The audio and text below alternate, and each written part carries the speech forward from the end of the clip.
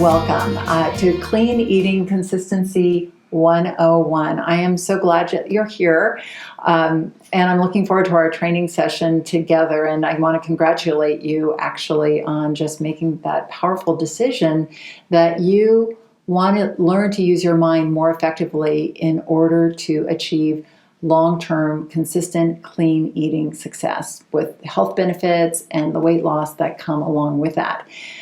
My name's Rita Black, and just a little bit about me. I'm a clinical hypnotherapist, and I am an expert in the psychology of weight management.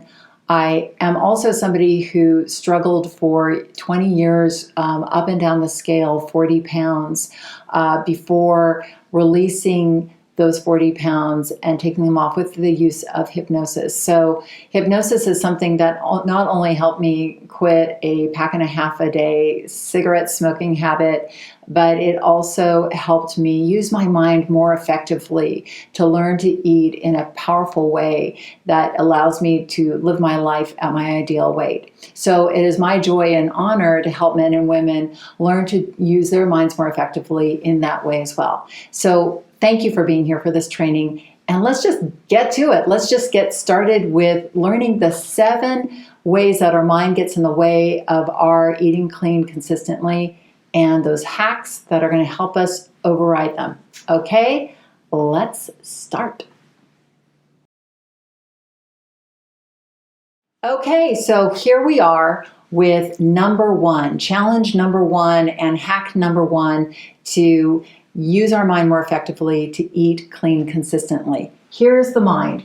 12% of the mind is our critical analytical mind. That is the part of our mind that wants to eat clean consistently. That's the willpower part of the mind. That's the part of the mind that knows what to eat and what to avoid. And the challenge is that the other 88% of our mind is our habits, our beliefs, our emotions, and all of those automatic functions that really just want things to stay the same. So when we begin eating clean consistently, we're really only using about 12% of our mind. The other 88% is just sitting there waiting to overpower and take us back to our old habits, right? So what happens is, just so you understand how hypnosis works, is that from birth into in our 20s, everything our parents, teachers, life experiences get imprinted on our subconscious mind. And then as we get a little older in our 20s, we develop this critical filter so that anytime we're going on any sort of a change, like a diet or a structure or a detox, we're really only making an imprint about 12%. The rest of our mind is just sitting there, waiting and dreaming about, grilled cheese sandwiches and milkshakes, right? So what is really awesome about hypnosis and meditation is in the state of hypnosis and meditation, our subconscious mind becomes more open to ideas of change. So in this email that contained this video link that you're watching right now is also a link to that morning hypnotic meditation that you can listen to every day. This is a conditioning meditation that is actually going to help get 100% of your mind really primed for clean eating that day. And one of the ways that it does it is it helps you create a vision of going to bed that night feeling light and lean, and that you really took care of yourself by making those awesome clean eating choices throughout your day. Creating a vision is a really powerful way to override those lower level impulses that make us make those poor food choices.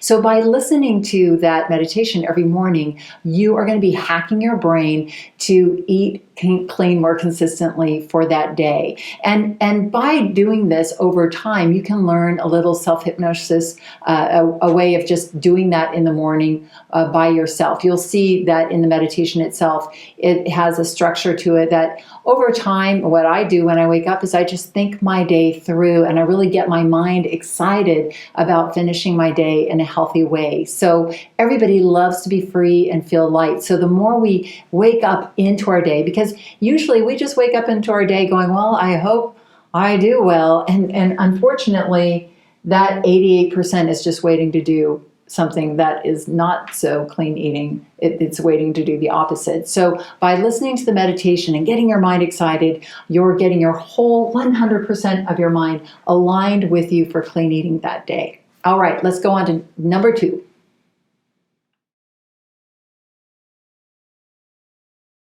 Okay, so here we are at hack number 2, and just before we hop into it, I want to just share with you a little secret. You know, you may think that you're alone in your struggle with clean eating consistency, but you actually are in really good company. Do you know that some of my clients are famous personal trainers, yoga gurus, bariatric surgeons, and even people who are have their own diet books? That's right. And why is that? Well, because even though these people know everything there is about how to lose weight with food and diet and exercise, the mind still proves to be a challenge even when you know everything that there is to know. So I just wanted to share that with you, because sometimes I think when we struggle, we think we're the only ones, but you're not. This is a common thing. We have this common human brain that we need to learn to master in order to get success in the long term. So here's something really crazy about the brain. It does not process negatives. So if I said, don't go to McDonald's, my mind is going to hear, go to McDonald's. A lot of times when we're trying to clean eat, we'll say, I'm not going to eat sugar. And what our brain is really hearing is eat sugar. So that is sometimes a challenge for us. So what we really want to do is this. This is something that is really, once you get this is really, really powerful, because it's all about how we're focusing our mind's attention. So often when we are clean eating, we're seeing what we're taking away. We're taking away the refined carbohydrates and the chips and the candy and the sugary foods and the processed foods. And so our brain sees us taking these things away. And so when the brain sees us taking something away, it starts to feel deprived, right? We have deprivation. And what deprivation does is we feel restricted, and then we begin to get a little stressed out and feeling like something is lacking, right? The brain doesn't like to feel like it's lacking something. It starts to get into a sort of survival mentality, that fight or flight response. And the stress actually pulls on us and pulls on our willpower. Yes, stress actually saps our willpower, right? So if we're thinking that we're deprived and we're trying to be good on this clean eating, it's just going to put us in a state that is ultimately going to backfire on us, right? So we don't want to do that. What we want to focus our brain on is creation. And what I mean by that is creating a way of eating that is healthy. And what we want to do is focus on the foods that we want to eat, those lean proteins and those sumptuous salads and vegetables and fruits and those light whole foods that give us stability and nourishment and satisfaction. So by doing that, we're really engaging our imagination, and we're seeing it as a reward. And when we see something as a reward, it actually emits neurotransmitters in the brain, the neurotransmitter dopamine, that floods our brain and actually makes us feel really good. Think of it just for a moment. Think of taking away all of those refined foods and feeling, just focusing on what you're taking away. And then focus on just that beautiful, sumptuous, lovely food that you can eat when you're eating clean, and creating this way of eating that really empowers you, nourishes you, and stabilizes your system. So the hack is, don't restrict. Don't look at it as restriction. Don't see it as I'm taking something away. See it as you're giving yourself something incredibly powerful, a way of eating that allows you to feel lighter, healthier, lean, and powerful. Okay, now we'll look at 3 the next time. We're creating a powerful lifestyle, and we're going to get into 3 in just a second. All right, welcome to 3 times lucky, our 3rd mind hack and 3rd challenge. And this is a really interesting one, because we actually get a little addicted to starting over on Monday or starting over the next day. It's a little mind cycle. Our mind loves to fall into patterns, especially when the mind gets a little shot of dopamine as reward within that pattern. So what happens is when we start over on Monday, we are really in the being good mode, right? And it feels good to be good, doesn't it? But as the week goes along, or the month goes along, or that amount of time goes along, there's this other part of our brain that now expects that we're going to be bad. Yep.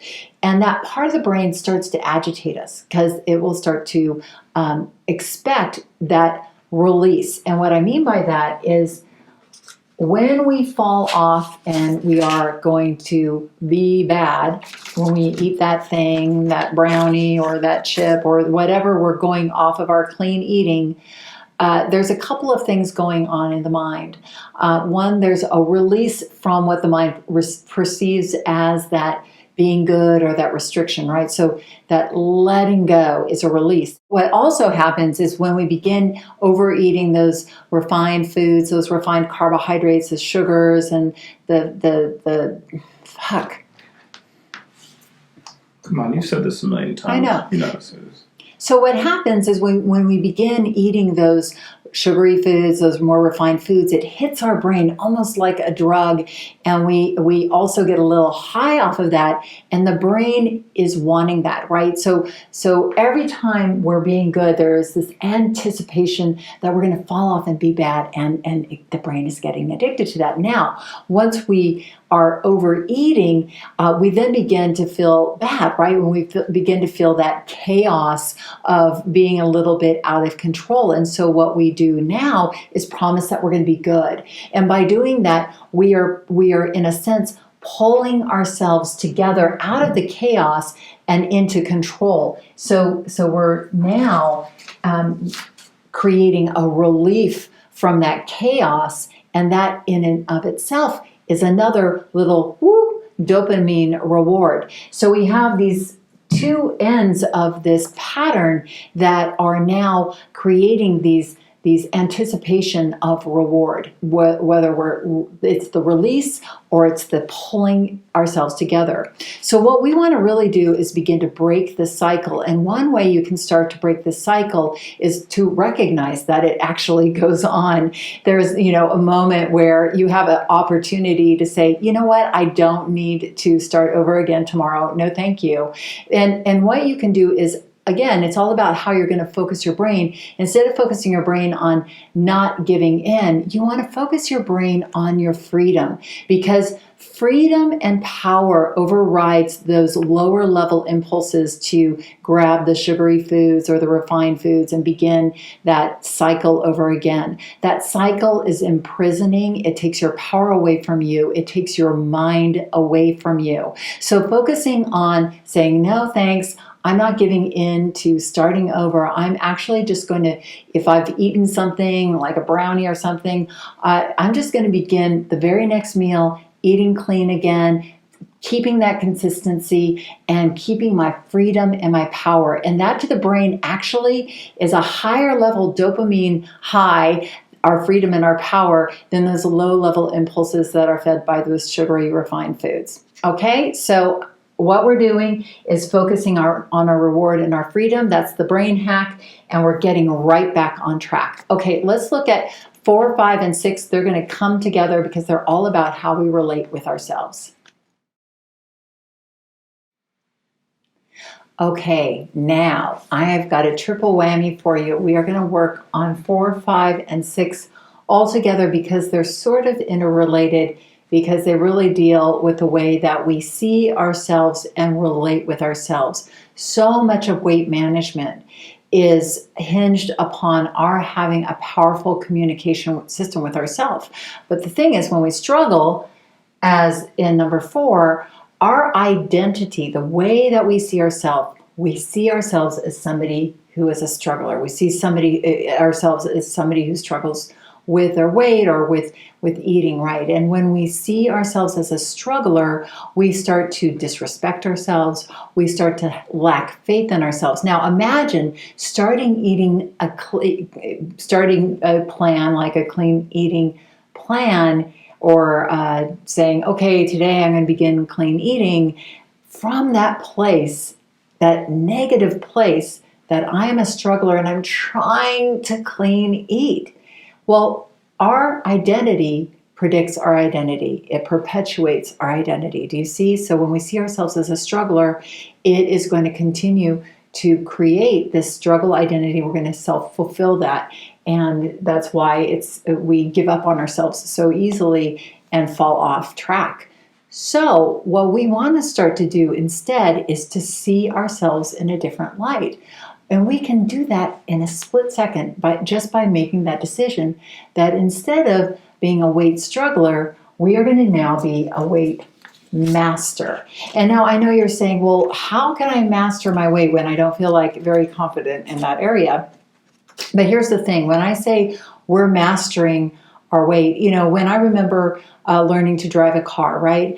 And you should have seen me driving a car for the first time. It was a stick shift in Seattle up a hill, and it was a big VW, one of those vans, from the 60s. And I was not very good at that, but I was, just by learning, I was mastering driving a car, right? You probably remember mastering driving a car too. And then all of a sudden you were driving a car. It was just something you were, right? So by seeing ourselves as a master, that we're mastering clean eating, we don't have to be perfect. We don't have to be good. We just have to be earnestly willing to learn and to continue to learn how to clean eat, because clean eating isn't just about being perfect. It is about really learning to take care of ourselves in a powerful way and to be curious about new ways that we can feed ourselves, new behaviors that we can undertake in order to continue to better our clean eating lifestyle, right? So when we're learning, we're mastering, and it opens up our mind in a really cool and powerful way, and we see ourselves in a much powerful light, because when we're a student of life, when we're a student of weight management, that is a really much higher level way of looking at ourselves than somebody who's struggling. So I bet you can see that now. So which brings me to number 5, which is we all have an inner critic. You might think that you're the only one who does, but no, we all have an inner voice of negativity, an inner voice that has really what I would call high expectations. So when we begin a clean eating plan, we have those high expectations. We're going to be perfect, and we're going to be super good and eat super pristine and super organic and all the clean products that are out there, and we are just going to be so super clean. So and nothing wrong with that, but the problem is that inner critic is just waiting for us not to be perfect, to call us a failure, to see you blew it, and then we fall off that pedestal. So what happens is we then get a really negative self-view, and we perpetuate that negative self-view, which goes back to that idea of seeing ourselves as a struggler. So what we want to do in order to manage our inner critic is to really start to observe our thoughts, right? To when we're feeling a little agitated or feeling bad, and we can literally hear that, like, oh wow, I really blew it, or oh, I better be really good on this, or I didn't do what I said I was going to do. I'm just going to start over tomorrow and be perfect. That impulse is really coming from the inner critic. So we just want to start to observe those thoughts. Oh, there's that thought, I wasn't perfect. Oh, there's that thought, I'm a failure. Oh, there's that thought. Because then what we're doing is we're separating ourselves out. It's not me. It's just a thought floating through my mind. And that thought is an illusion. It is nonsense. We can start to poke holes in that inner critic, and then our inner critic begins to lose its power. And again, going back to how we can dispel this inner critic's power is to say, there's that thought that I failed, but I'm just mastering. I'm just a learner. And what I learned in this situation was I need to not be so hungry when I start eating dinner. I need to maybe eat a little protein in the afternoon beforehand. And what that allows us is to begin to not just fall into this being good, being bad way of seeing ourselves, but we're instead really beginning to observe what works for us and what doesn't. And this is where true change begins to happen, is when we start to go, oh, no, I didn't fail. I wasn't bad, but that didn't work for me. Why didn't it work for me? And we get curious. And then we learn from our mistakes, and then we correct our mistakes, and then they don't happen the next time, instead of just being perpetually trying to be good and trying to be bad, which just doesn't work. So now we also, in addition to a critic, we have a rebel. That's right. We all have that rebel. And, we love our rebel. Our rebel is, really in a response to sometimes the super critical critic. That rebel sort of formulates to say, screw you, I'm me, and I'm gonna do what I want to do. So just stop bossing me, right? But the problem is that rebel is sometimes, most of the time, isn't making the best choices for us and is not really working in our best interest either. So our inner rebel is the part of us that will say, screw it, we'll start again tomorrow. Life's too short. Everybody else is eating it, so I can too, right? And that inner rebel just loves to come up with those excuses. Oh, it's too hard. Clean eating's too hard. Oh, I don't have time to clean eat. It just takes too much time and preparation. Oh, everybody else, nobody else is clean eating. You know the excuses. I don't have to make them up for you. But so what we also want to do in order to hack that rebel is this, and this is going back to everything that I've already mentioned, is we want to observe the rebel as well. And our rebel is very seductive, but you know what? He's not very clever. He kind of says the same things at the same times in the same places. So it's really actually pretty easy to start poking holes in what that inner rebel has to say. And just like with the critic, we're just observing, oh, there's that thought that everybody is eating junky junk and so should I. Oh, there's that thought I should start again tomorrow. Oh, there's that thought I should let my hair down. There's that thought that clean eating is boring. And really refocus, as we learned in the other lesson, on our freedom. Because that rebel, even though he might be seducing us in the short term with something that sounds really fun, if we follow that thought through, we'll see, oh, I'll eat that thing, and that seems really fun in the moment, but then when I eat too much of it, I feel bad, and then I feel bloated, and then I feel really unstabilized and gain weight. And so we take ourselves through. It's called thinking it through. We think through from the impulsive elation of eating whatever, or that seductive impulse, through to, if I really followed through on that impulse, what would happen? Oh, and ultimately we would end up feeling bad.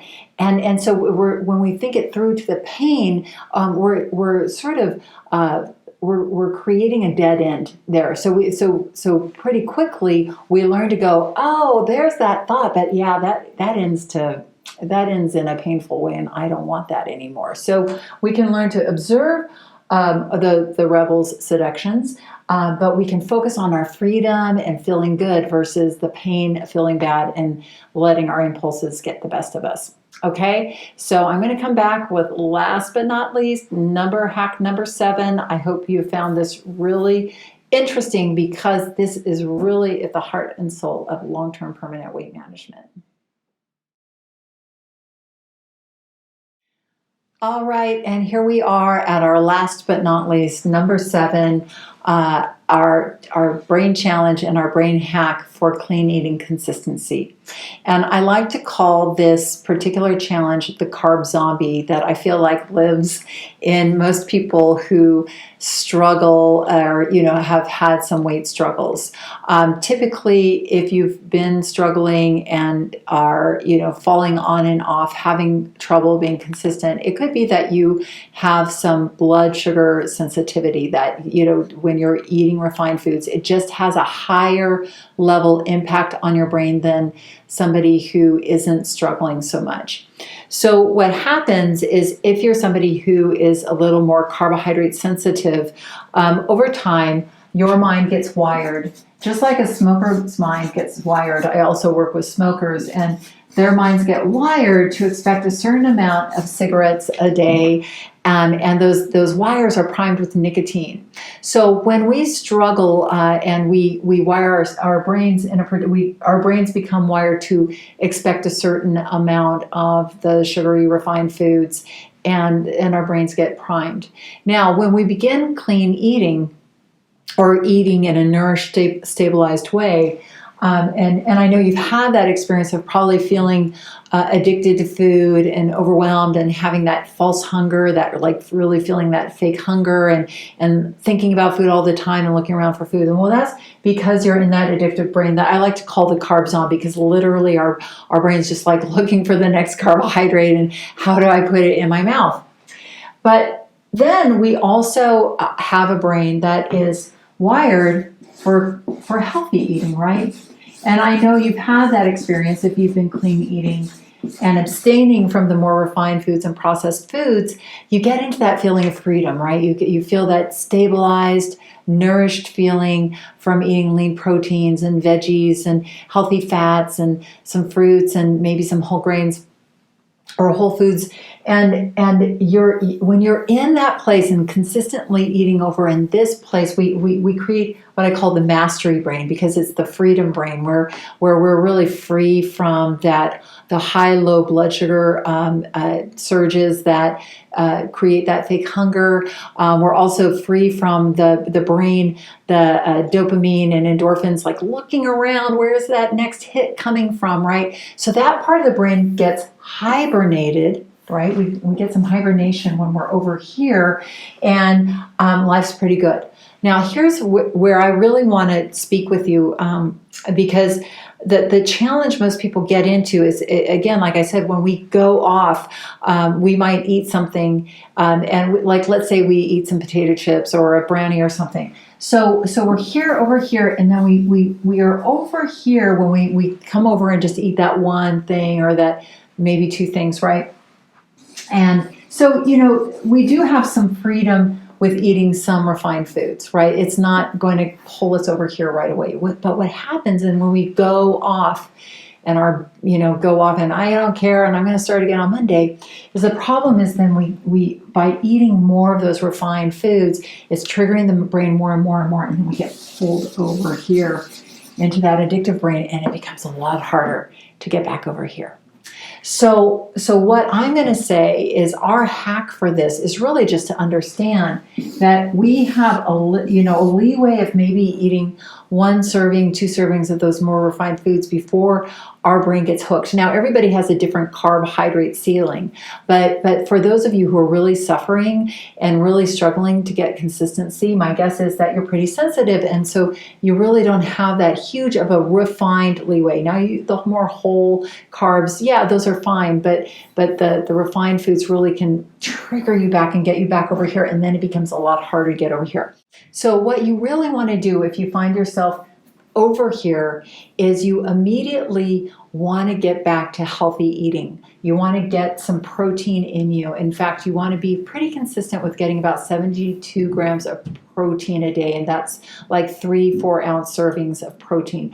Why? Because protein is amino acid rich, and it helps balance your brain.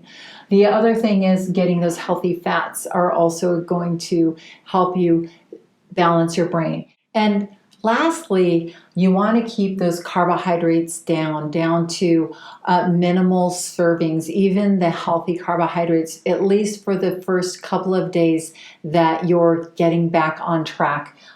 Keeping your carbohydrates between 150 and 75 grams. So that might really depend a lot on the types of carbohydrates you're eating, but just with the general principle of keeping it to a couple of healthy servings a day, meaning those whole carbohydrates versus the white carbohydrates, the sugars, the refined flours that are going to ding the brain a lot more. So but just by focusing on eating in this way, you're getting yourself back over to this mastery brain and putting that carb zombie back into hibernation. So just think of it as eating in a way to keep that carb zombie in hibernation and keeping yourself in that powerful, nourished, clean eating brain. Well, I hope you have enjoyed your Clean Eating Consistency 101 training as much as I've enjoyed sharing these 7 powerful mind hacks for breaking that self-sabotage cycle and so that you can be healthier and slimmer right now. I hope you will check out my new book, From Fat to Thin Thinking. It's coming out May 1st, 2018. Check out my website, www.shiftweightmastery.com. I've got other freebies on there. I've got really, if you're curious about learning new ways of working with me, there's lots of information on there. And I look forward to serving you in the future and really being on this journey with you to weight mastery. Thanks for being at this training today.